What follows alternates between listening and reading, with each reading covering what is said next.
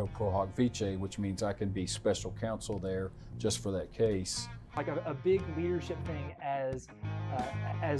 from an early age. In the 50s and 60s, West Virginia had another issue, and that was there were no jobs.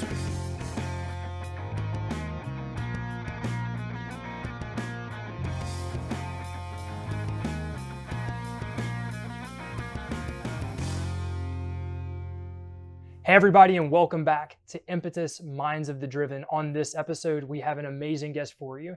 He was a former West Virginia state legislator. He is the owner, operator, and founder of Webb Law Center in Charleston, West Virginia. He is extremely involved in the federal opioid case. I am here with Charles Rusty Webb today. Thank you so much for having me here. This is so cool. I get to come into like a big lawyer's office and do this thing. This is awesome. Well, cousins get good access. Yeah.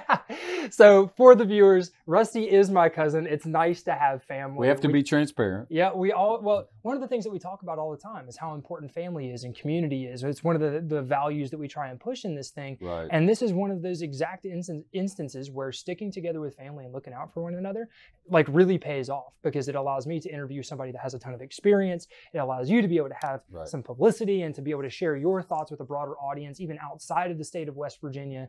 I think that that's really important. Before we get into the actual substance of this interview, I want to make sure that you all know that this episode is brought to you by Liberty Eagle Apparel. If you want 100% American, 100% patriotic, 100% quality all the time, make sure to go to libertyeagleapparel.com and use promo code Forerunner at checkout for 10% off of your order. Also, I'm going to be asking Rusty some extra questions at the end of this, his opinions on Senator Joe Manchin in the federal level, as well as some other ideas about where the future of West Virginia is going. If you want access to those questions, you have to be a supporter. In order to be a supporter of Forerunner Productions, you have to go to www.forerunnerproductions.locals.com. Again, that's www.forerunnerproductions.locals.com to have access to the full interview, unadulterated, uncensored. Okay, Rusty, let's get into this thing. Let me clear my throat. The first thing that I want to talk with you about is that you don't just end up owning your own law firm out of nowhere. It takes leadership development over the course of an entire lifetime, and there are things that happen in our early life that shape us as we go. And one of the things that I know through family about you is that you were the main organizer of the Christmas play every year among the cousins. And that sticks out to me as like a big leadership thing from an early age. So I want you to tell me more about that. I have very limited details. Tell me everything that you remember about the Christmas play. So every Christmas Eve, we would, our families would get together at first at my mom's house and then at my dad's house. And that's the family that I put the Christmas pageant on, Christmas play. And so what happened was during those years, those were the baby making years. So they were all young in their 20s and 30s. And so on any given year, there would be a baby, a newborn baby in the house. So I would take my cousins, your mom, your aunt, and your other aunt, and the boys came along much later. Jason, Shane, and Shannon, but it was mostly me and girls at the time. It was my sister and your three sisters, and then there was a baby, probably Faith at the time, which is your aunt. And so we were very faith oriented. So we'd go over, and my grandmother had 2 bedrooms on either side of her house, and then the living room was kind of like a T-shape, so you come to the living room. So I would prepare we'd come up with costumes with whatever my grandmother had, and Mary and Moses. It was almost all played by women, because I was the only guy. I was the only guy at the time. I was the oldest, so it was me, my sister, Ginger, Evie, and Faith, and like I said, and my 2 cousins, Pam and Paula, and we were all about the same age. We were within 3 or 4 or 5 years of each other. So on any given time there was some baby. So we would, so I would read from Matthew, or I would read from Matthew, and we'd bring in the baby, and it was just a cute little thing that we did. And I think once the boys came, we had 3 boys that came along much later, like 11 years later, and they were all the same age. And we probably were at the age where I could still do that, but we might have been in the teenage years where it wasn't as cool then. Mm-hmm. So, but I know that literally we had 3 boys born about the same time to, 3 different families, and we could have used them, but I think we were all getting kind of older at that point, and it wasn't as cute as it was when we were smaller. So directing not only a group of young kids at that age, but young girls at that age. Yeah. Tell me a little bit about some of the struggles. Was that like herding cats, or were they pretty good together? No. Listen, you have to understand. They were all. You're talking about 50 years ago, but we were. No, I don't recall any problems.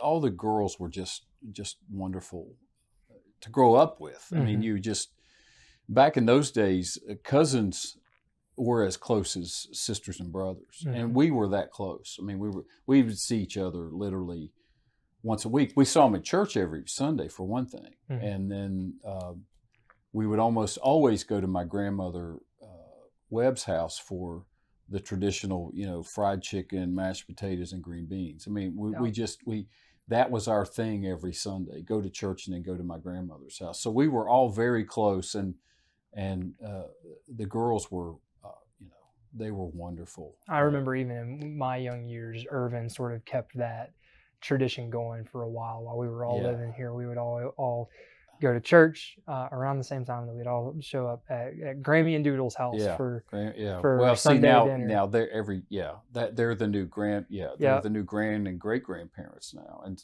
so are we. I think that there's something that sort of, and we're going to talk about culture a little bit later, but I think that there's something indicatively missing in our society since we've lost that sort of close-knit element. The idea that the world is so much more accessible is really cool, up until you realize that you're losing these really important relationships in your life. I hate to think that there are children, even within our family, right, like my nieces, that don't get to grow up with that type of experience, right. Because not only is it important for instilling values and stuff, but there's just so much joy that comes out of that. And I think that there are lessons that come out of that. And that's my segue into this next question is, can you think of any leadership lessons that you might have picked up in doing that early life, or maybe in a different part of your early life, that have directly translated to your success, both going through college and law school and then founding your own law firm? Well, the one thing that's missing today, I think by and large, not only in society as a whole, but in West Virginia in particular, is the work ethic. And the reason we're missing the work ethic is that we don't see parents working like I did when I grew up, like you did when you grew up. So when I grew up, I saw your grandfather, your grandmother, my mom, my dad, all of my aunts and uncles on both sides of my family. And I had as many cousins on my mom's side as I had on my dad's side. We all grew up in an environment where people worked. They worked, and so we saw them work, we saw them struggle, we saw their sacrifices, and then we saw the benefits of that work. Right. Remodel a house, a nicer car, groceries, utilities. And so what's missing today is, I think it's the greatest trait to instill into a child that most children are missing, particularly in West Virginia. Mm-hmm. We are more than 50% an entitlement state in West Virginia, which means more than 50% of our workforce, our 18 and above workforce, receives checks. Now, that's not all welfare. Mm-hmm. It could be Social Security, it could be retirement, but a great portion of that is welfare. So when you see when you don't see your parents work, all you see is them going to the mailbox to get a check or a coupon or a credit card to buy food. You don't have a work ethic. You think that that's what life is all about, that you just get a government subsidized home, government subsidized utilities, and government paid for groceries. And if you grow up in that environment, you don't know anything different. Right. When you go to high school, you see other kids driving nice cars and you say, wow, you know, we're being cheated. No, their parents work hard so that they can have those cars, and they have a work ethic. That's what's missing. And so that's what I grew up with. I saw my grandparents, I saw my parents, my aunts and uncles all working, and that instilled into me a work ethic. So I started mowing lawns at age 12. Mm-hmm. I started when fall came, I would sell Christmas cards. Back in those days, personalized Christmas cards were a big deal because you get your name typed on. It's not like today where it's just kind of easy to do those things. Back then you had to order them. I would deliver newspapers. I would do odd jobs. I would do as much as I could to earn money, because I saw people earning money, and there were benefits to that. If you earned money, you got to buy albums, which was the thing in the 70s for me. So I got to buy albums and records, and I got to buy tickets to concerts, and if I didn't do that, there was no such thing as an allowance. Allowance is nothing but welfare for children. Like you didn't do anything. I'm not giving you an allowance. I'm gonna give you a lawnmower and gas, and then you're getting this tank of gas, but then you have to buy the next tank of gas with the money that you make mowing lawns. Yep. You see, I'm not going to continue. The parents were not. Well, I'm not going to continue to subsidize. They didn't use the word subsidize, but yeah, I'm not going to subsidize you. Right. I'm going to give you the skills and the work ethic so that you can become independent of us. And then when you get to be older, you will take these traits with you. To me, that is the greatest installation that I received as a child. And that's why if I am anything today, it's because of my uncles and aunts and grandparents instilled into me a work ethic. Now, the next thing that I'm going to ask you about is that once you get that work ethic and you begin to take that into college, you went to Marshall University for your undergrad, and so we're gonna embark on the journey through college and what led you to law. But first, I want to make sure that all of you know that there are more shows than just Impetus Minds of the Driven that Forerunner Productions is producing. We have The Shelter Hole, which is our evangelical show where we talk about bringing the gospel to people and telling people's testimonies and how God has managed to change their lives. We truly believe that the natural law is laid out by a higher power. And so The Shelter Hole is a great show if that is something that you're curious about and you want to learn more about. And telling those stories are some of the greatest stories that this world has to offer. Telling these stories of self-agency and how God and faith have been able to bring people into a place where they can own themselves again and be productive again, whether it's out of addiction or out of destitute poverty, or whether it might be in a mission field and how someone's life was changed or even saved. All of these stories come to life for us, both out of the Gospels and from the people that are around us on The Shelter Hole, hosted by Big John G, another great family member that we have here. So make sure that you go to the Forerunner Productions page, scroll down to the bottom, and click on The Shelter Hole so that you get to see all of that awesome content. Okay, so we have your journey from high school and stuff into Marshall University. What took you to Marshall? Well, we need to back up a little bit. I was an athlete. I was a very unique high school student in that I was an athlete, I was in theater, and I was also into music. And probably the greatest influence outside of my family in my life was my high school band director. Okay. His name was Steve Smar, and he recently passed. and he was an influence for generations of high school band students, and he kept the work ethic. You know, he had that same style as my parents, the work ethic, earn it. So I became very involved in the music, and I had two passions: politics and music. Neither of which meshed very well. Yeah. But I wanted to be a band director because I was so impressed with my band director. He was a friend. He was a mentor. Just a great person. So I was a tuba player, sousaphone player, and I achieved scholarships at West Virginia University. I received a music scholarship, West Virginia Wesleyan, and Marshall University.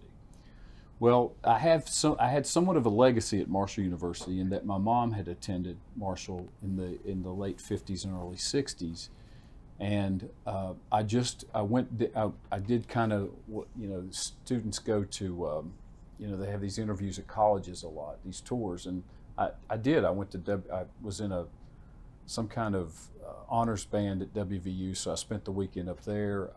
I was familiar with West Virginia Wesleyan, but it was a smaller college, and I kind of wanted the big university feel.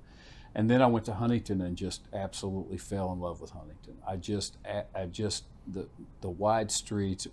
It's just beautiful campus, laid out. Can attest, as a former Marshall student myself. Yeah, I can attest that campus is gorgeous. Yeah. So I went down there. I was a music major for a year, and while in my first year, while I was a music major, I also got involved in campus politics. So I was the first year or so, I was in the Resident Hall Government Association, which is kind of your beginning if you want to get into student politics.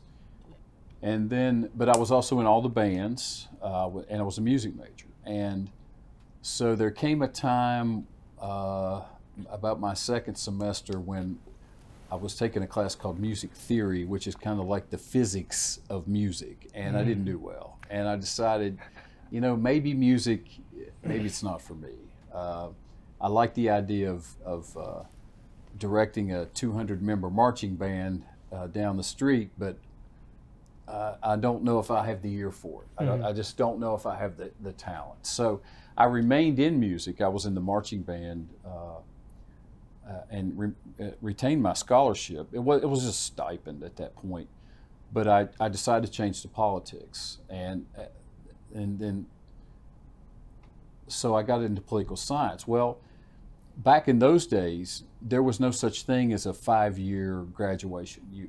You would have been considered a loser if you didn't graduate in 4 years with a degree. So what I did, in order to catch up, because I had so many music classes, in order to catch up with my class and graduate in 4 years, I had to go to 2 terms of summer school in Huntington. So I could take the pre-political science classes that I missed my first year. I basically took those in 2 semesters and caught up, because I did not want to be a loser and not graduate in 4 years. Now, here's another question. There are a lot of people in the culture today, guys like Ben Shapiro, other people, Dave Rubin, I think, is another one, that have these poli-sci degrees, and they go around, these like, any job that you can get with a poli-sci degree, you can get without a poli-sci degree. Do you agree with that sentiment? Well, it's funny you should mention that, because years later, and I don't know what the circumstances were, but I remember that I had a friend of mine, a buddy of mine, who had just graduated. I'm not going to mention his name. He's now a lawyer, who had just graduated from Concord. It wasn't a university then, but still college. Yeah, Concord. And my brother was with me for some reason, and we were in an apartment in Huntington. So I must have been in grad school. I went to 1 year of grad school in 1984. And my buddy had just graduated from Concord with a political science degree. And he's reading, the local paper is the Herald Dispatch, and he's reading the Herald Dispatch. And this is God's honest truth. And my brother is there, and he was like 16 or so, and he had he had that Southern twang. He said, "Rusty," he said, "I don't see one job in here that says political scientist." And I said, "You knucklehead! There's no such thing as a political scientist job. You have to take it and get into government, or you've got to teach, or you've got to kind of create your own vocation out of it." Yeah, and even my brother was rolling. He's 16 years old. He was rolling his eyes like, "Really? You thought there was going to be a job called political scientist?" That's funny. So, well, no, political science to me was a way to law. Okay, at that point, and so it was political science to get into law to be a politician. Okay, so that was the sequence at the time. Right. I know that a lot of people that are in my generation now, when they're a poli-sci major, they don't like to tell you they're a poli-sci major. They say that they're a pre-law major. Yeah. They're like, I'm studying pre-law. I was like, there's no such thing as a bachelor in pre-law. Yeah, there is no such thing. And so, in retrospect, law schools accept all majors. Okay, it's not about the major; it's about the intellectual ability and capacity and dedication. Right. Okay. I often say it's not about tuition, it's about intuition. So, if someone were to ask me today, what do I do in preparation? I would say journalism is good, English is good, because the spoken language and being able to articulate and communications is a good one. Political science is kind of passé now as far as prep for, it was kind of a big deal back then, but now I think journalism, because they teach you to write well, because you have to write well in law school.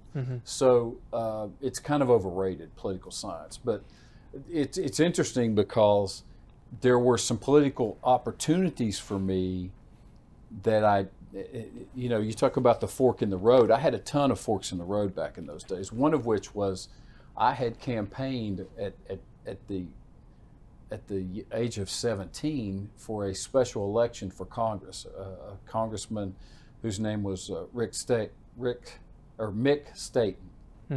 Stanton, out of the Eastern Panhandle, and back in those days, the voting place was Scott High School, which was like 2 blocks from my house. That's where you voted.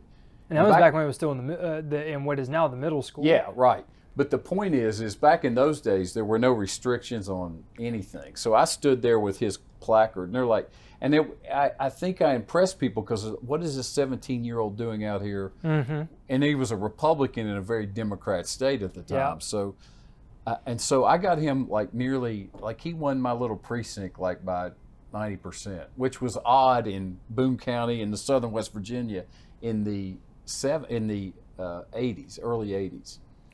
So as a result of that, I was chosen to go to be an intern with him one summer in D.C. So I got the D.C. internship experience. Okay. And of course, when I go back to Marshall, I'm just ready to rock the world, right? Yeah. Because I've been to Washington.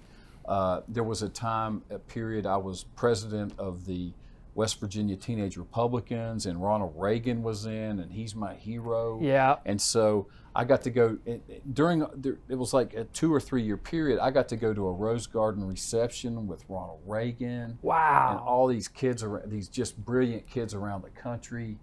And so there was no question that in my sophomore, junior, and senior year, I was just ready for politics. I was just ready. So I ran for student body president. I barely lost. I campaigned in U.S. Senate races, Arch Moore, Cleve Benedict, all these early kind of pioneers of the West Virginia Republican Party, especially Arch Moore. And there was a time when, this is curving the road, I was asked to be a youth director for one of Arch Moore's campaigns. And I don't remember if it was Senate, I think it was the state Senate. And so that would take me out of school for a semester. Well, I didn't do it. Right. My focus was always on graduating in 4 years. I wasn't going to let as much as I loved Arch Moore and loved politics and loved the opportunity to be in a real campaign, I was not going to let anything prevent me from graduating with a degree in 4 years. That was my sole focus. So later on, I graduated in 4 years, and I was a little bit, I was relying a lot on my academic and extracurricular activities, and so I did this optimistic applications for law school, some of these really big ones, and things didn't go quite the way I hoped they would. So we're talking Harvard, like UVA, Notre Dame, Michigan. UVA. Yeah, I was just feeling full of myself, and so so what I did, I went a year to back to Marshall for political science for a graduate degree. Okay. Well, it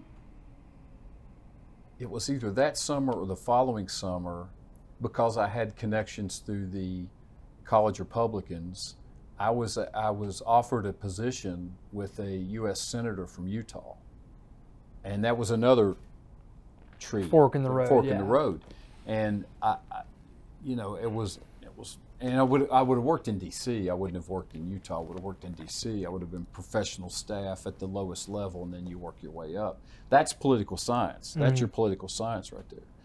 But so that didn't. So I decided not to take that because my goal at this point was to get into law school.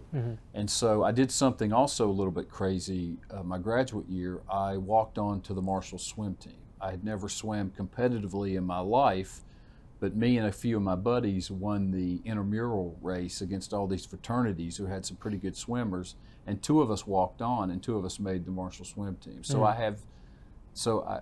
and I'll tell you in a minute, I have the distinction of being the only student athlete to participate in 2 different sports at 2 different universities, Marshall and WVU. I think I'm the only one. Now, they're Olympic sports. They're not football or basketball or baseball, but nonetheless, I think I have that distinction. So anyway, the next year I apply again. I'm less aggressive on these really large law schools, and I get accepted to a law school called Ohio Northern University, which was a private law school in a town called Ada, Ohio, which is in the middle of nowhere. Surprising how many universities are located in the middle of nowhere like that. Yeah. Well, that school had a benefactor whose name you would recognize, like Getty or something. One of the big industrial families had supported that school because their names were everywhere. So I went there for a year, and I decided I really wanted to try to transfer back to West Virginia, or it's not, the education was awesome, so another fork in the road came. So I wanted to transfer out. It wasn't the education, I just wanted to be somewhere else. I just wasn't happy in that very flat tundra, and I'm telling you, it gets cold in northern Ohio with no mountains. I was really missing the mountains. So I applied to a number of colleges, and I was accepted for transfer to WVU, Florida State, and Tennessee. And I've always been a college football fan, and I'm pretty sure that's why I chose Tennessee and Florida State. But I came back to West Virginia. That was my ultimate goal, was to come back to West Virginia. But before I knew I was accepted to transfer, I discovered a study abroad program that was sponsored by the University of Notre Dame. And if you went to Ohio Northern, it was a private school, and it was very expensive. It was $20,000 a semester, and I was about to run out of student aid pretty quickly, like my entire allotment of student aid. So I could go to, so before I knew I could transfer, I wanted to accelerate my law school education. So I wanted to get out in less than 3 years. So I decided to go to summer school. Well, it was cheaper to go to London with travel and room and board and tuition and go to the University of Notre Dame in London than it was to stay in Ada, Ohio all summer and take classes. So you had a bag packed before the day was out. I did. And funny, and here's something very ironic. Yesterday, Richard Branson flew in his jet, in his rocket. Back in those days, Richard Branson had, and I've always been a fan of his. The transportation that I took to London was on a 747 owned by Richard Branson, and his business model that I later learned, his business model was, instead of having a bunch of jets going across the pond, across the Atlantic or wherever, some of which are full, some of which are partially full, some of which are nowhere near full, he had one jet, one 747. He offered low rates. It was always full. He flew it to London, back to New York, back to London, back to New York. And I was very impressed with that business model. The plane was packed, and it was a lot cheaper to fly his Virgin Air, which is what I'm pretty sure his rocket is named. So I go to London, and a buddy of mine from Ohio Northern went with me, and we were there for 6 weeks, and I got enough college credit so that I was a semester ahead of everybody else, or at least a half semester. And then my girlfriend at the time, we were going to travel Europe on the Euro train. Back in those days, it was like $125, and you could travel on a student Euro rail all around Europe. It was pretty cool. And so she came over and was going to do the trip with us, and she told me that I'd been accepted to transfer to WVU. So we spent the next 2 or 3 weeks going to, you're talking about a Boone County kid here, just taking advantage, here's the lesson, taking advantage of the opportunities that are presented, always taking advantage. So we went to Marseille, we went to southern France, take the train overnight, we were in Rome, we take the train overnight, well, first we took the train, I forgot how we got to Paris. So we go to Paris, then southern France, over to Rome, up to Switzerland, back to London, back home. That's incredible. So I get home literally a week before school starts at WVU. I go to WVU for the next 2 years and graduate. That's awesome. Now, just like Rusty is taking advantage of these opportunities, just like that is the moral of that particular part of his story, every story that we have goes through this cycle. It has something that it can teach us. And just like every story has a moral, it's sometimes difficult to pick out the moral of these stories. That's why I have the Chad Garrett Show. If you haven't listened to my solo show, I take every story you can imagine, from big pop culture to the latest album releases, and I break them down and we talk about why they matter for the soul of our society. Why do they matter in our culture? What are they talking about? What are they teaching us, for better or for worse, so that we can know exactly where it is that we should put our attention as we move forward. So if you haven't checked out the Chad Garrett Show, yet another Forerunner Productions publication, make sure that you go over to the Forerunner Productions YouTube page, scroll down to the bottom, find the Chad Garrett Show link, follow that page and hit the subscribe button, or you can find the Chad Garrett Show wherever you get your podcasts. So Chad, the lesson is, I kept the focus without losing. I made sure that everything was on time. I missed 1 year between undergrad and law school. That's the only delay I had in my life, really. Focus. I wanted to be a politician. I needed a law degree, I felt like, to be a politician. But I also took advantage when there was a break in the road, to take advantage of opportunities that came across, because it's not some, a country boy whose dad is a coal miner they don't see themselves doing these things. But I saw honestly, it's because of my mother. My mother, she instilled into me this gregarious, take advantage, do it, and then Dad instilled in me the focus and work ethic.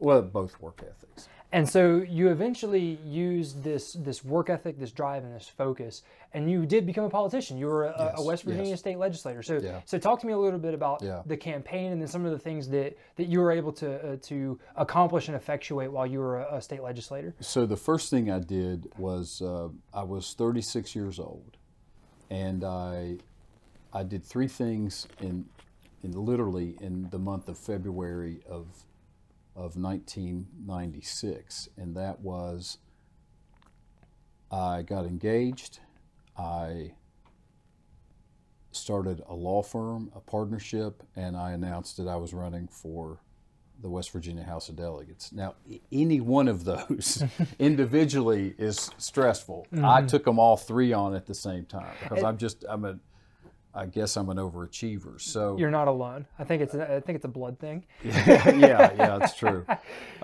So especially meeting you, I mean, my gosh, you're something else. But anyway, so I did all these things, and they were all successful. So what I did, there was a pocket. I'm a Republican. I've always been a Republican. Both sides of my family were Republican in a very Democrat area. Your grandfather, my Uncle Irvin, is continuing the fight. I mean, he will take on all comers. So I had to do something to distinguish myself. First of all, I knew there was a district here where we are right now that was totally Democrat. There were like 7 legislators in one district. They had carved out a 4-member district west of here, and when I say they, the Democrats, and you do it every 10 years. We're doing it right now in the census. So 1990 came, you do the census. 1992, you have new districts. Well, it didn't quite turn out the way the Democrats had hoped because 4 Republicans were elected in a district in Kanawha County, which was unheard of, virtually unprecedented. And so they were in office. What they distinguished themselves as they were called the 4 Horsemen, and it wasn't a compliment when it was said, but they used it in marketing and public relations, and they became pretty famous. They became more famous than virtually any other district in West Virginia. So one of the members decided that he was going to go back. That he was not going to be a legislator anymore. So a year before, when he made that announcement, I moved to that district. And I got me an apartment and I lived there. So because I knew I had a better chance strategically of winning in a Republican district than I would ever have in a Democrat. I would just been slaughtered in this district. So I go down there. Well, there are other people who had the same mindset, not the least of which were 2 it was basically a backward L or maybe a boomerang. You had the northern and western part of Kanawha County, and so there was a guy named Tim Armstead who later became Speaker of the House and now is a member of the West Virginia Supreme Court, and another gentleman in Clendenin. But I lived in Cross Lanes, which had the population. That was another strategic move. Is Cross Lanes is probably the largest unincorporated area in West Virginia. I mean, if it were incorporated, it would probably be one of the top 10 largest cities in West Virginia. So I moved to a populated area, and I had to run against these guys in the primary. It was basically us 3 running for 1 seat because the 3 other guys were going to get elected no matter what. So I started making these signs that put my name with the 3 incumbents, and I called it the New Horsemen. Well, my buddy Tim Armstead, he said I didn't put the disclosure on it, paid for by, which I didn't. You're talking about 2-inch thick. Me and my wife got these huge stencils and we're painting these things. Back in those days, we had no money. We had no money. We had no technology, so I had to go old school, and I got these 4x8 plywood, basically, and painted these signs, and I had friends around that would let me put them up. So Tim said it didn't. Tim would complain. He said, you didn't put paid for by. So I took a magic marker and I went down all my signs and put paid for by Webb for a house or something. So I actually beat Tim Armstead in the first race. He came in second, and so I became one of the 4 horsemen. And one of our members died, Dick Henderson, and then a former Democrat sheriff was appointed to his seat, and then Tim won either this next term or the term after that. I also have the distinction of being elected. There were only 3 Republicans elected in 1996. It was me, a Dr. Gillespie from Clarksburg, and somebody your audience may know, Shelley Moore Capito. Okay. Shelley was elected in the district that I didn't think I could get elected in. Okay. She got elected. So there were only 3 This was back when there were very few Republicans. There were like 25 of us in the House of 100 members, and there were like in the Senate, gosh, it got down to 1 member at one point. So that you're talking 34 members. You're talking Republicans had 1 to 4 or 5 members. So we were in what now is being called. Talk about supermajority. We were in the super minority. Yeah. Okay. So we had no say virtually in anything. I mean, we showed up, we voted, and they outvoted us every time. So I did that for 8 years, 4 terms, 8 years.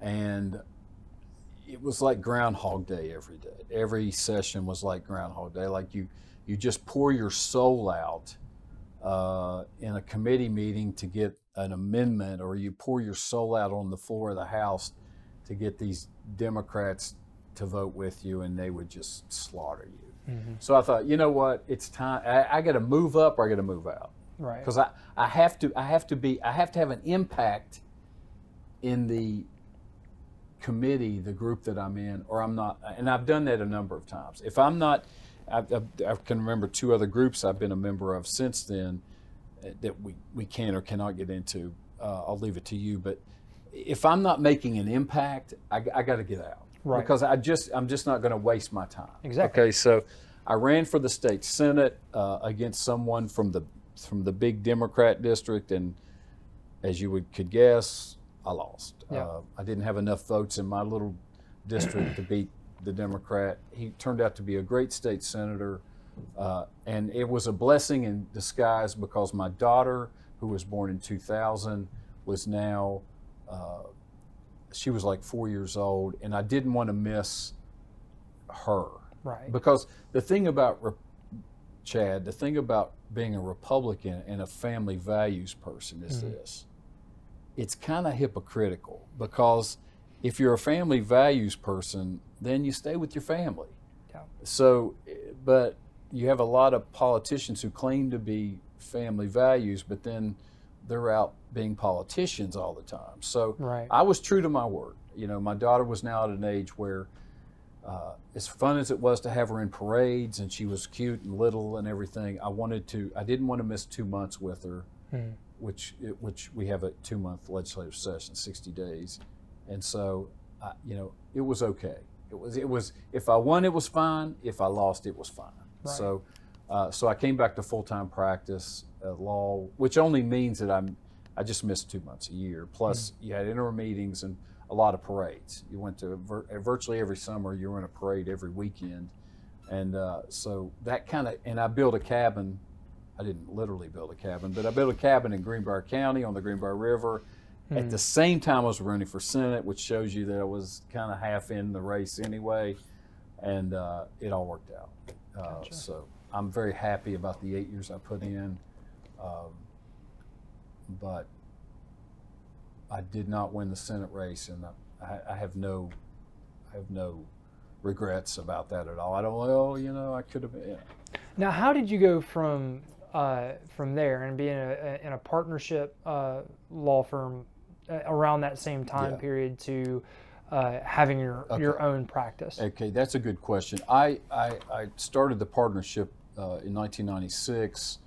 I left the legislature in 2004, and in 2006, I wasn't meshing well with this individual. We had 2 different philosophies, 2 different concepts of client services, and I just felt like it was time for me to instead of having a compromise on marketing, public relations, and those types of things, I felt it was time for me to just do my own thing. I'm sort of like that assistant coach that's just waiting for the call to become the head coach. Right. And I have all these ideas and lists and things that I want to do in marketing. I love marketing and public relations, and it was stifling, and I wanted to do something different. So I started my own practice. And at that time, I was 100% divorced, and basically up until about 5 years ago, I had done almost exclusively divorce and family law. But over the course of my practice, from 1987, when I graduated from law school, I'd done criminal defense, I'd done personal injury, I'd done corporate defense for a couple of years, and a lot of family law. And so it kind of became a niche for me because I knew it so well. It's one of those things where you're too good not to do it. Right. So I established this specialization in family law. It had been and has been a very lucrative for me. I've met some great people. I've helped so many parents and children, and I will see literally. I'm not exaggerating when I say I will meet someone and they'll say, "You don't remember?" And I said, "No." And they said, "Well, I was probably 5 years old at the time." And they said, "You got me custody away from my mom and to my dad, and I just want to thank you." And I just want to cry when I hear those stories. And so,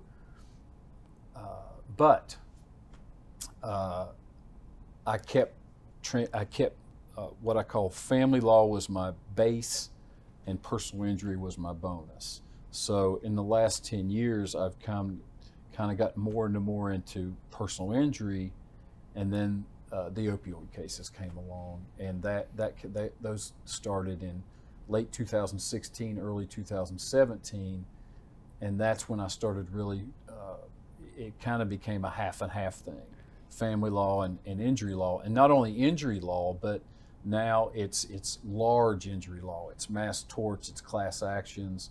I started to do class actions even before opioids came along. Mountain State University, I represented them when that corrupt administration and private profiteering was going on. And then I got calls, once I was involved in that, I got calls to go to other educational systems where students were being cheated. And so I took on those cases. I'm currently in a large case in Indiana where I'm special, where I've come in what we call pro hoc vice, which means I can be special counsel there just for that case.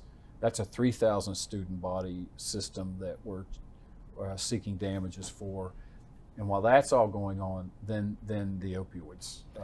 And that's where I want to take this thing next is the opioid crisis that has plagued West Virginia, and you are on the forefront of that legal case. So I really want to lay out as much detail as we can here about this case, because I think that this is huge for everyone in West Virginia and people outside of West Virginia, because people don't realize that the things that trickle down the Ohio River and come through here end up in other parts of the world. And in West Virginia, with the coal mining industry being on its last leg or less than that now, a lot of people are leaving West Virginia. And when people go places, they take their problems with them. So the things that are happening in West Virginia are going to seep into other areas, and so our audience that is in West Virginia is going to have a lot to glean from this, and I think that our audience that is outside West Virginia has a lot to glean from this as well. So if you could, I do, and I appreciate that. But I want to recommend 3 books. Okay. I'm always here for Night Comes to the Cumberland. It's written about basically from the colonial days to 1961, which is when I was born, coincidentally. It's written about Eastern Kentucky, but you could easily apply it to Southern West Virginia. It is an analogy. It is analogous to Southern West Virginia. It's very well written, and everything that happened in Eastern Kentucky virtually everything in that book happened in southern West Virginia. So that's a book. There's a book called Dreamland, which is about the opioids and about heroin, how you transition from opioids to heroin, and the opioid epidemic in heroin. And there's another one that's more famous right now than any time because the author's running for U.S. Senate in Ohio, and that's Hillbilly Elegy. J.D. Vance. Yes, yes. So if you read those books, it will give you an historical perspective of West Virginia and what West Virginia went through. And what I'm going to tell you is that the migration out of West Virginia it's not the first time. The first time it happened, I was a product of it. I was born in Columbus, Ohio, because in the late 50s, in the 50s and 60s, West Virginia had another issue, and that was there were no jobs because coal mining was down or becoming more and more mechanized. As a result, your grandfather, my uncle, my dad, all of his brothers and sisters, literally, and even on my mom's side to some extent, they all went to Ohio and Michigan and Detroit for jobs because welfare was not in their DNA, okay? They could have stayed here and applied for welfare, but welfare was not in my family's DNA, either side of my family. So what they did was they went to where the jobs were. And there's so many country songs about old folks think I'm fine in Detroit City. I was a product of that. So all of us hillbillies went to Columbus and Detroit and Cincinnati and Pittsburgh to work in the steel mills and the car manufacturers, and in my dad's case, Westinghouse Manufacturing in Columbus, Ohio. And we all lived in trailers because that's all we could afford. And I remember us having one and my Uncle Junior having one literally behind us. And your grandfather was up there for a while. And as the jobs, as coal mining came back, they all moved back, but some stayed. Some stayed. My aunt stayed in Detroit. My other aunt stayed in Detroit. But they came back. But my story in particular, and it puts this in historical perspective. Right. My story in particular is that my mom, I was probably there from birth to 5 in Columbus. My mom was seeing that there was drug use in the junior highs in Columbus, Ohio in the early 1960s. And so she put her foot down and said, my dad's name was Russell, and said, Russell, we're moving back to West Virginia. We're not staying up here. Our child, it was just one of me. Well, my sister came along 2 years later. Our children are not going to go to these schools. They're bad already, and this is 1960. Of course, there was no perspective as far as future goes. So without a job, my dad moved back to West Virginia. And there was a time when we lived here, and he still lived in Columbus, and he would come back on the weekends. And a lot of men did that because they could not stay away more than a couple of days, and they'd come back to hunt. So there was a time period when we were transitioning, but when he came back, there was still no work here. So what my dad did, because there's no welfare in our DNA, none. He would do landscaping for the rich people in Madison. And back in those days, that was sawdust. And I remember he had an old Ford pickup truck, and he would go to the sawmill at Lick Creek, and he would shovel, and I'd play in it and get it all over me and my sister, and that was your mulch back then. And so it was a place called Haddad Bottom. That's where the doctors and the lawyers and the insurance people lived. And they had these mid-century modern homes, these really nice homes, and he would mow lawns and cut, and because and then eventually coal mining came back, and my dad started in the coal mines, and he died. He literally died in the coal mines. So for the next 20 years, our living was made on coal mining, and my mom would work. She worked at the what was back then welfare department. We call it DHHR now. It's right across the street. And she actually, fun fact, one of her clients was the Whites of Whitesville, Jesco White. So she knew, she served those families when Jesco was just clod hopping around on a dog box as a kid. Yeah. So fast forward. So now we have this new issue, which is the dumping of millions and millions of opioids in the state of West Virginia. Probably you saw the big jump starting around 2007 to around 2017.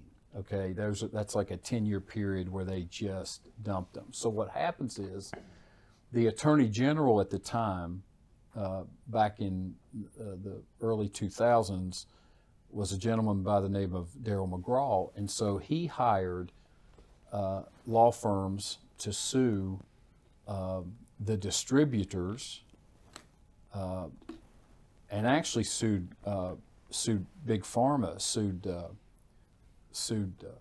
Sackler group years ago, and got a quiet settlement out of it in McDowell County. So West Virginia led the way in this. They literally led the way, and it's going to get real big here in a second. So what happens is, he started those cases, which were filed 3 or 4 years earlier, started to settle in the year 2016 against AmerisourceBergen, against Cardinal Health, and against McKesson. Those are the distributors. And the theory of the case was, and is that they had a duty under federal law, under federal rules and regs, that if there was a suspicious shipment, they were supposed to tell the DEA. Well, they didn't. Okay, so, and you're talking like, I mean, Kermit, West Virginia is used, is probably the most spectacular example.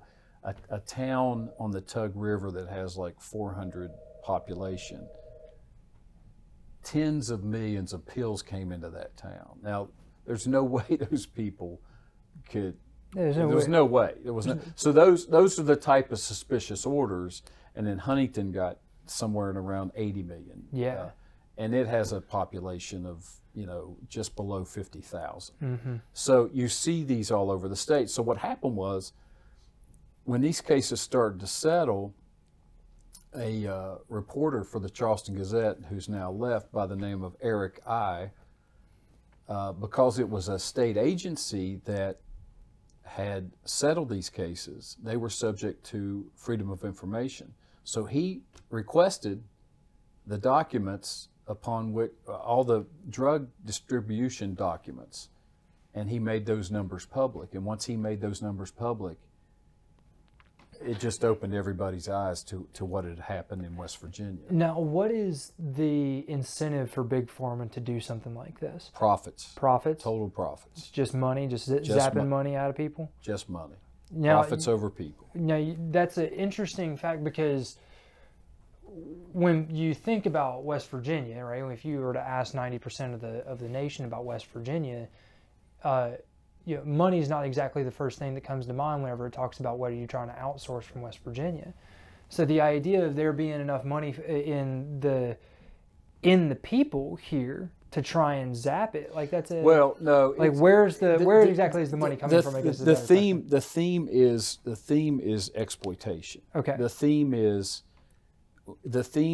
we are a bunch of backward hillbillies who are ignorant. And we are vulnerable. We've always been vulnerable. We were vulnerable to the timber industry when they came in. We were vulnerable to the coal industry when we sold our mineral rights for 25 cents an acre and thought that the people from New York were fools for doing it. And then they come in and drill these holes, and they have absolutely right. And then they make tens of millions and billions of dollars off of us.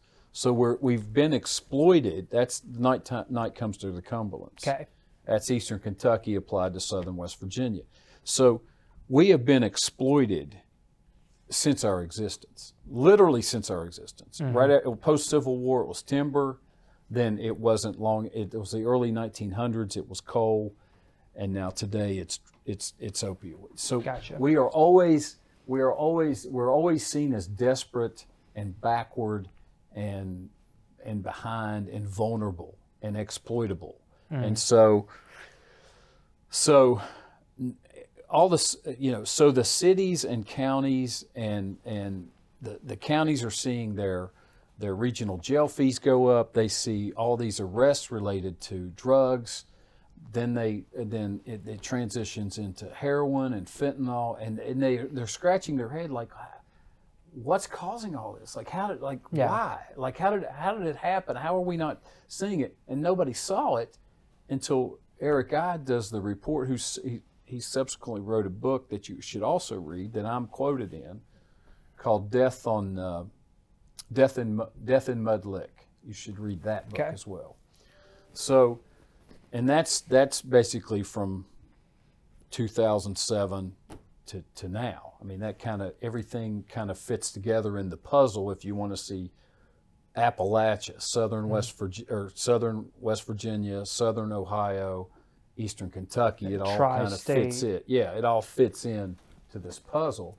And so we see these numbers. And so coincidentally, a county commissioner from Kanawha County, presumably, I don't know if this actually happened, but we all understand it happened this way, calls the Attorney General and says, we got some problems with drugs too. I know the state had problems.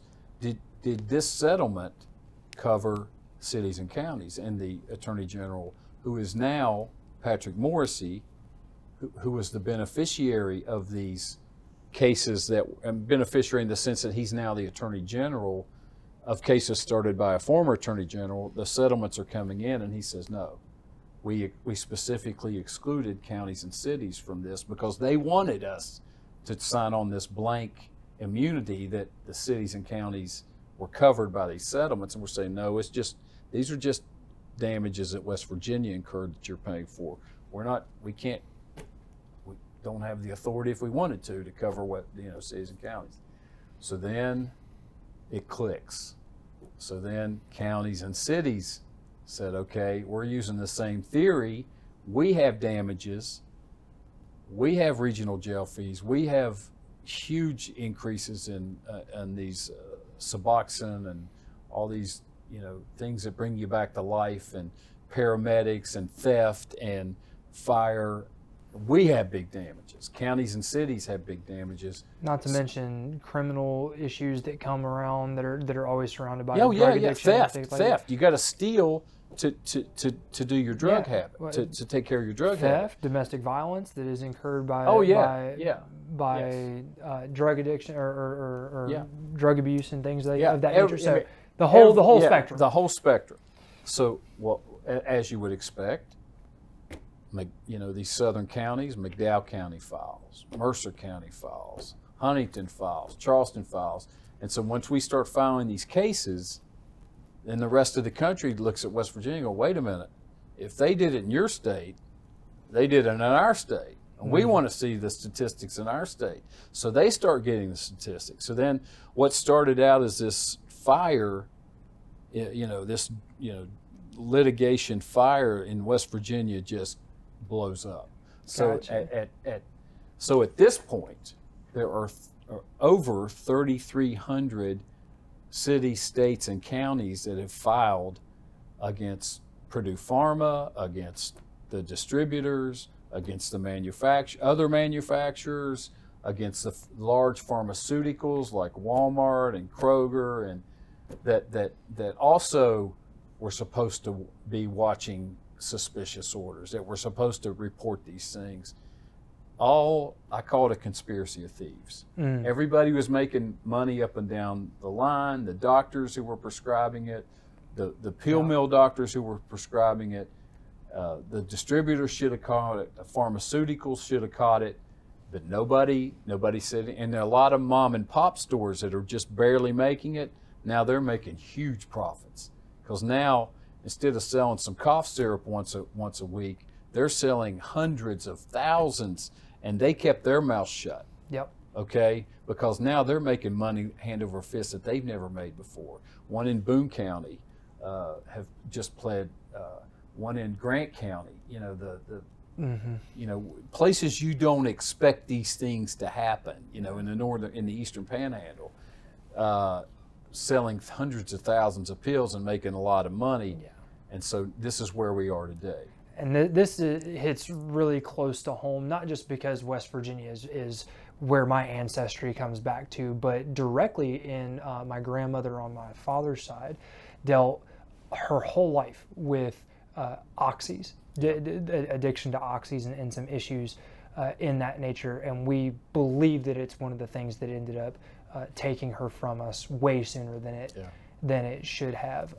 There's an article literally today as we interview in the Herald Dispatch about cousins of mine on my mom's side, one of whom died, and his sister's an addict, and the one who died, his son is just graduated high school but had to move around a lot because it affects kids, it affects everybody, it affects families, there is no one in this state that is not touched by this opioid epidemic that started with dumping pills, creating addiction, and then creating heroin addiction and fentanyl addiction and theft. And one of the biggest, Chad, one of the biggest issues in our court system today is not divorce. It's grandparent custody of children because there are no parents anymore. There just aren't parents. We don't have enough foster parents in West Virginia for the foster kids. We don't have anywhere near the number of foster parents for foster kids that have been made foster children because of this epidemic. I mean, like you said, it runs a spectrum, but it goes deep, deep, deep. So that's where we are right now. In 2019, the first trial was scheduled in this case, the federal trial, which was in Cuyahoga and Summit counties in Ohio, which was going to be tried by the very judge that all these cases went to. It's called an MDL. So the federal court system says we need one judge to preside over all these cases and make preliminary rulings, and then you can delve them out as you deem appropriate. So he took the first case naturally in his backyard. That's Cleveland, Toledo, some of the larger cities, and this is the Southern District. I've always thought it was North, but they consider it the Southern District of Ohio. They settled their cases with these distributors et al., other companies, for $270 million. Okay, so once he had his case there, he said, okay, I'm going to let loose the worst case scenario in the country, Cabell and Huntington. So that's the case being tried literally in Charleston, West Virginia right now, is the Cabell-Huntington case. And then between letting loose Cabell-Huntington, he's let California and New York states start their litigation. So they're trying cases or in the preliminary stages of trying their cases. Wow. So now there are 3 cases. Now he segregated the pharmaceutical claims in his court, the Cuyahoga and Summit counties. Those pharmaceutical cases are getting ready to go to trial in October. West Virginia has some cases within its state jurisdiction, and that case, the case of Harrison and Clarksburg, I'm considered the city lawyer. Okay. Other lawyers represent cities, but I represent the vast majority of the cities in West Virginia. That trial is set to go in November in Clarksburg, Harrison. That's a state case. Same defendants, Clarksburg, Harrison, just like Huntington Cabell's being tried in federal court. Now, getting these cases through, what is the desired outcome? Is it the settlement? Like, what is, and if it is the settlement, how can we guarantee that the culture of a city or the culture of a county is changed with the money out of that settlement? That's a very good question. And what judges, particularly Judge Polster in Cleveland, in the Southern District Court, Federal Southern District Court, has been cognizant of, is that while this is the largest cases ever filed in the history of the United States, there was one larger in the 90s that created far bigger monies, and that was the tobacco litigation. The difference between the tobacco litigation and the opioid litigation is that the tobacco litigation settled for billions and billions of dollars. The opioid on a national level could reach that level, but it was 50 states against 3 or 4 tobacco companies. What makes this far more complicated is it's 3,300 cities, counties, and states versus 50, up to 50 pharmaceuticals. Okay, so it makes it much more complex because there's so many more entities involved. Okay. But there's also more money there, considering that there's more big pharma companies involved in it as well. I don't know if the money's going to be bigger in opioid because it was pretty big, and I don't recall, but I think it was close to 100 billion. We're at 26 billion, so it may not reach that number, but what is significant about the tobacco cases was that they gave, and to this day, they are distributing the settlement in the tobacco cases. X amount, 2 states per year. But there were no strings attached. So little, if any, money ever went to tobacco prevention. It went to highways, it went to fill budgets, it went to DHHR. Having learned that lesson, it's not going to be repeated with the opioid cases. So, strictly speaking, the monies are going to pass through the counties and cities and must be dedicated to a nonprofit or maybe a profit. I don't see many for-profit companies getting money, but the cities and counties will be a pass-through, and then they will interview a variety of drug treatment facilities or just,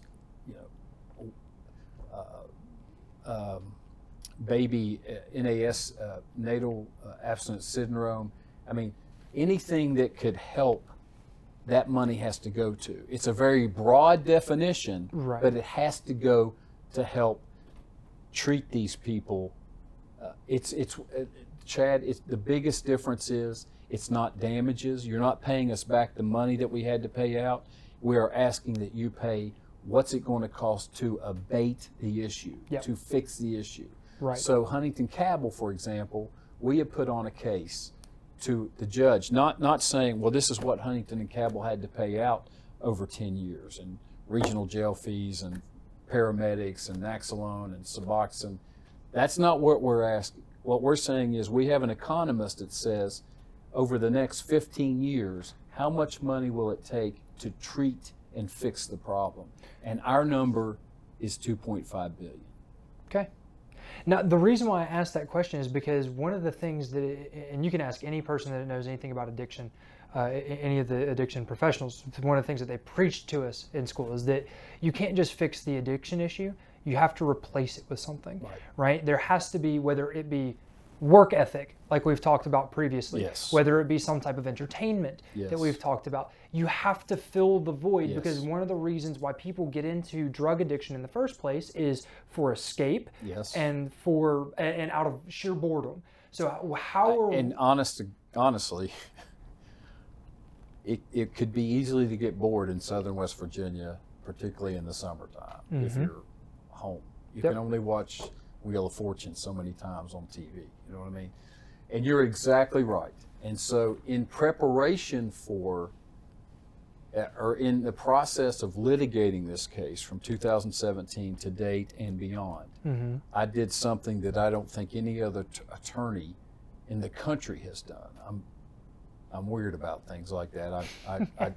Little me, I tend to set the height. So anyway, I flew out to Palm Springs, California. I know, hate me for that. In December of 2019, and I met with the Director of Professional Development for the Betty Ford Association.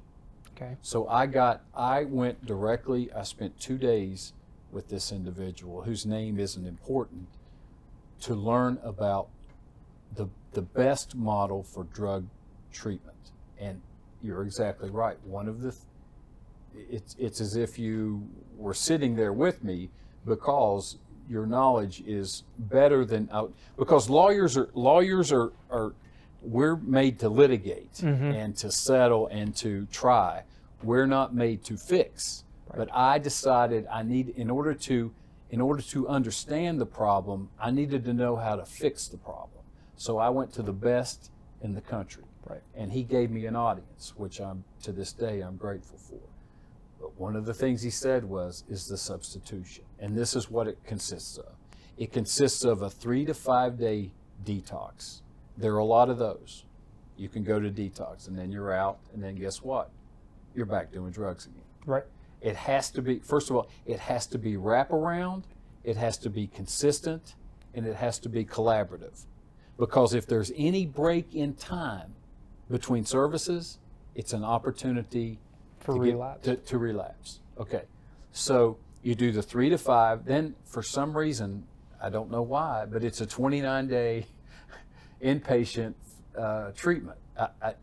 To this day, I don't know why they didn't pick 30. I don't know why they didn't pick 40 or 45, but it's the 29-day in service, okay, in the hospital, in the facility. Then, after that, there is no deadline, because Chad Garrett is different than Rusty Webb, is different than Joe Smith, who's different than Sally Smith.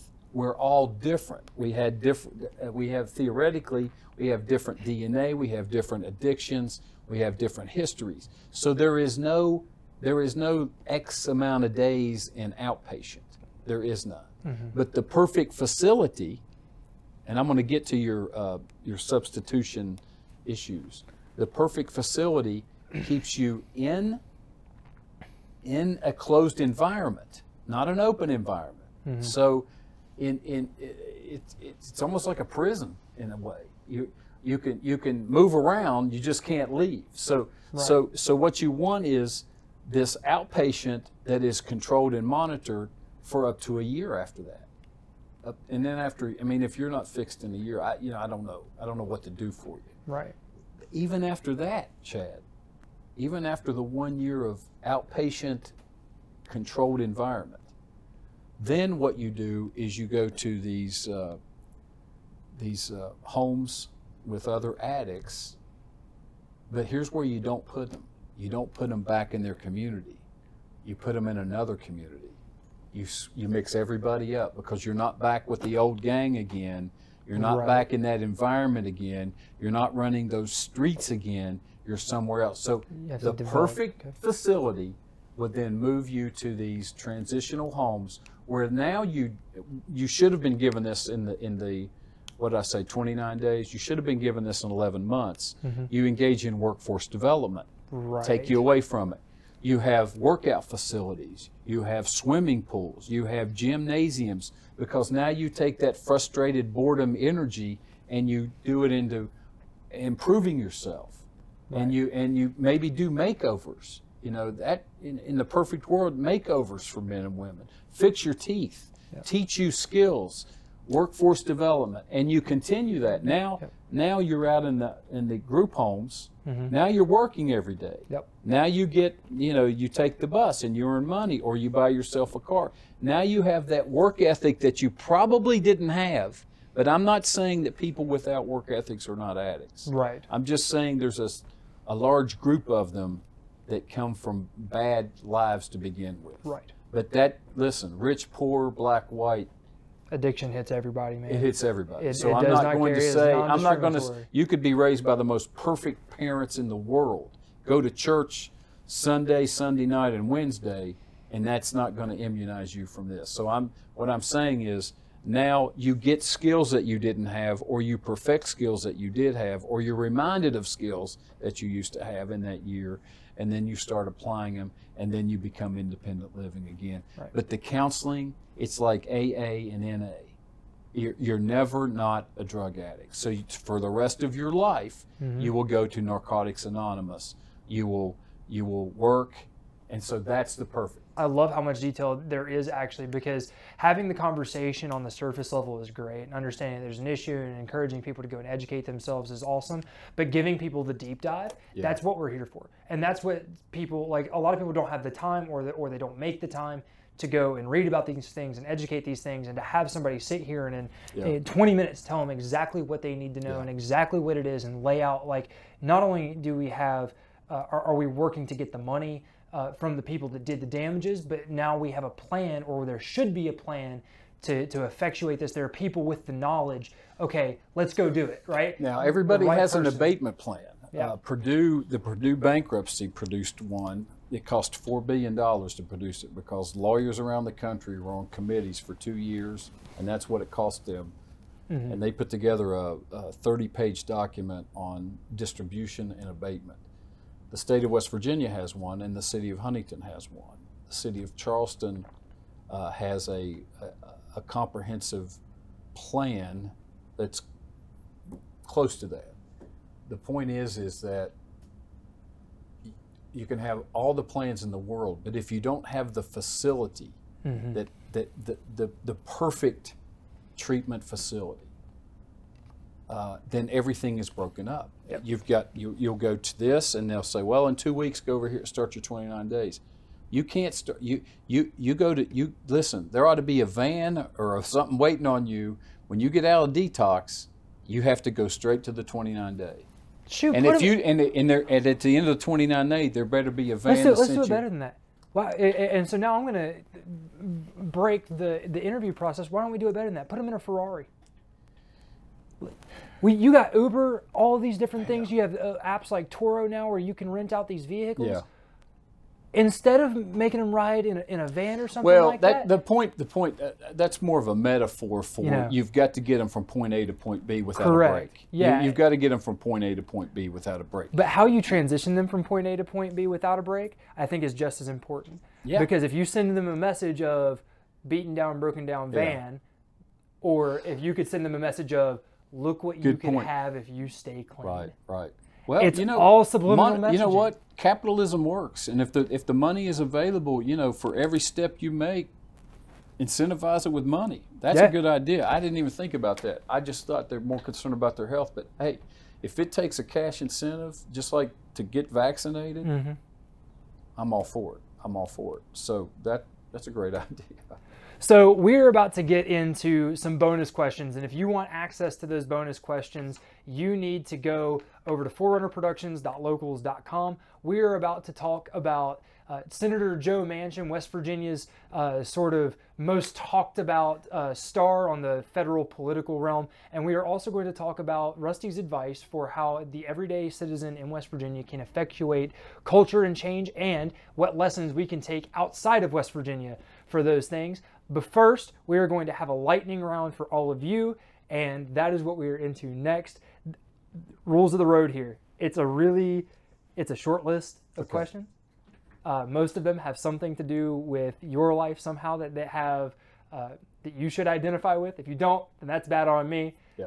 Going to give them to you quick, and I want you to give me the first thing that comes to mind. If you desire to go on a tangent about one of them, you're welcome to, but it's supposed to be off the top of your head as fast as you can, unadulterated, unfiltered. Okay. Rowing. Loved it. It was I told you earlier that it was that I was the only athlete to participate in collegiate sports at both Marshall and WVU. Rowing was I rowed during my senior year in law school, and I walked on and hadn't rowed before, and then I loved it so much that I came back and started a rowing club in Charleston. So those are the two sports, swimming and rowing, that I think I have the distinction of being the only one to do at both universities, and walked on and never had experience before. So I'm pretty proud of that. Jurisprudence. The jurisprudence in West Virginia is interesting right now. We have a lot of new Supreme Court justices, and I think you're going to see a lot of changes in jurisprudence given the fabric and fiber of our current court. Faith. Faith, if you look at my Facebook page, it describes me as Christian, father, or husband, father, I think, in that order. And faith plays a huge role in my life, and I'm not afraid or embarrassed to say it. Country roads. I had been kind of away from country roads for a while. It's kind of a Marshall WVU thing, but I've now embraced it. I love it, and I play it as often as I can. Giovanni's.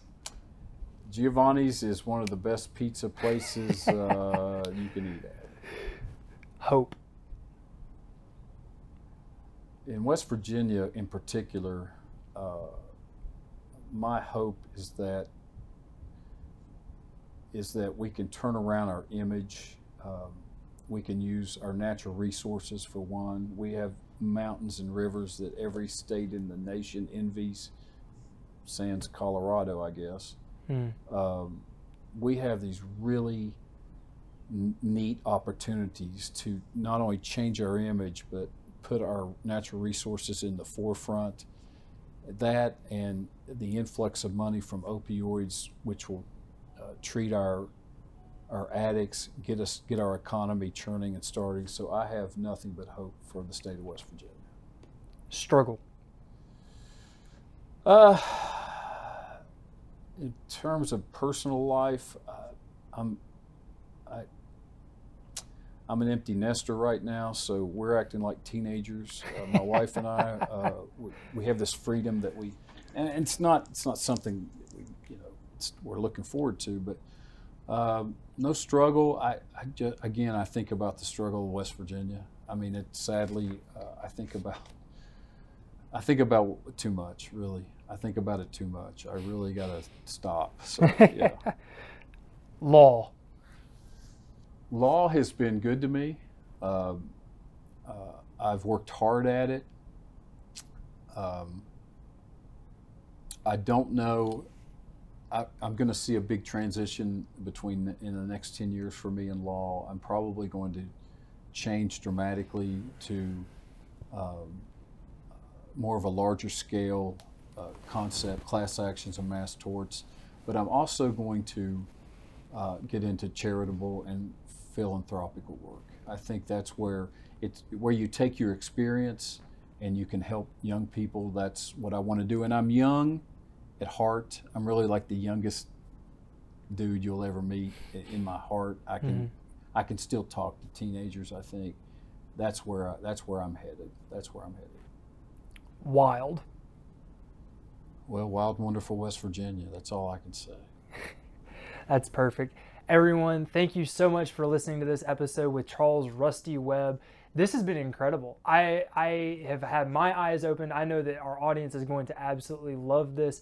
If you guys want access to the questions that we're about to get into to really wrap this thing up, the bonus questions, make sure you go over to forerunnerproductions.locals.com. Check out all of the other Forerunner Production shows, The Shelter Hole, The Chad Garrett Show, and this one right here. You've been listening to Impetus, Minds of the Driven.